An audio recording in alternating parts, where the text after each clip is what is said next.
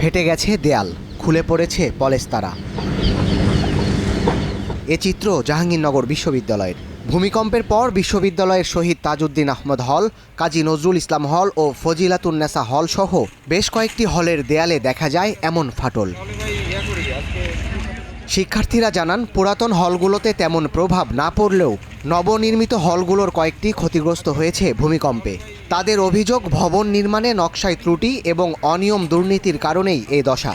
ভূমিকম্প হইল, সেখানে আমাদের 9 তলার বি ব্লকের একটা করিডোরে একটা বড়সড় ধরনের ফাটল দেখা দিয়েছে। এই ফাটলের কারণে আমরা শিক্ষার্থীরা মোটামুটি আতঙ্কিত অবস্থায় আছি। ইন ফিউচারে যদি এরকম কোনো আর একটু স্ট্রং কোনো ভূমিকম্প হয় বা আরও স্ট্রং কোনো প্রাকৃতিক দুর্যোগ হয়, এগুলো নিয়ে আমরা আসলে স্টুডেন্টরা খুবই চিন্তিত।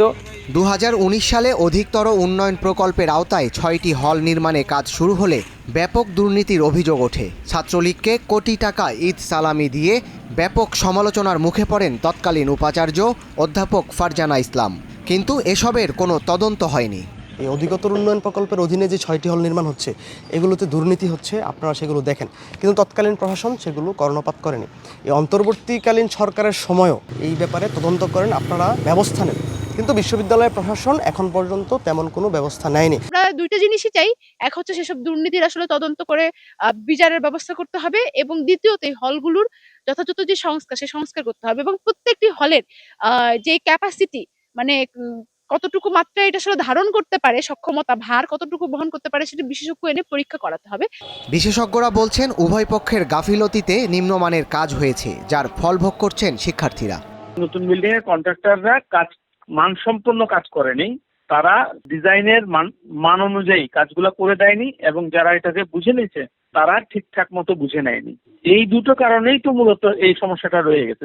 অবশ্য ভবন নির্মাণে সংশ্লিষ্ট কর্মকর্তাদের বিরুদ্ধে তদন্ত করার কথা জানিয়েছে বিশ্ববিদ্যালয় প্রশাসন। তদন্ত কার্যক্রম আনুষ্ঠানিকভাবে নেই, তবে যেটি এখান থেকে আমি বলতে পারি যে আমাদের যে দুর্নীতি দমন কমিশন, সেটি তাদের একটি তদন্ত কার্যক্রম সম্ভবত চলমান। আবাসিক হল ছাড়াও লাইব্রেরি, অনুষদ ভবন, শিক্ষক কোয়ার্টার সহ অন্যান্য ভবন নির্মাণেও দুর্নীতির সুষ্ঠু তদন্তের দাবি শিক্ষক শিক্ষার্থীদের। Desk report, star news.